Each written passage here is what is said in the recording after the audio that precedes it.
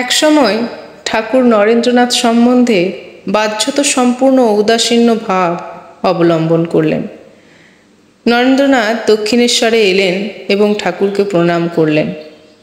শ্রীমুখের বাণী শ্রবণ করার জন্য সামনে বসলেন, কিন্তু ঠাকুর কুশল প্রশ্নও করলেন না।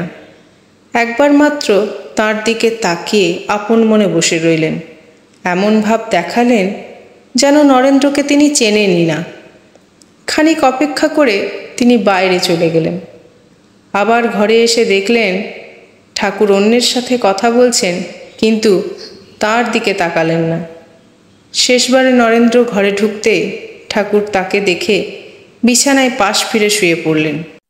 এই ঔদাসীন্য ভাব নরেন্দ্র সহ্য করতে না পেরে মনে খুব ব্যথা পেলেন, কিন্তু তিনি নিজেকে সামলে নিলেন।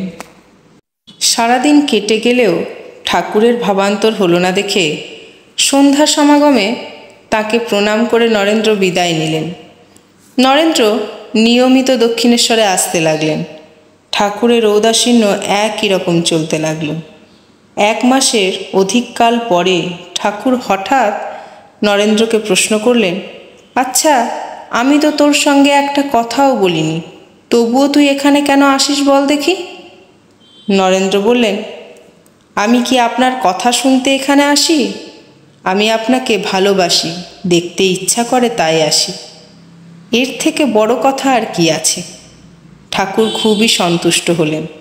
বললেন, আমি তোকে বিড়ে দেখছিলাম, মানে পরীক্ষা করে দেখছিলেন, আদর যত্ন না পেলে তুই পালাস কিনা। তোর মতো আধারই এতটা সইতে পারে।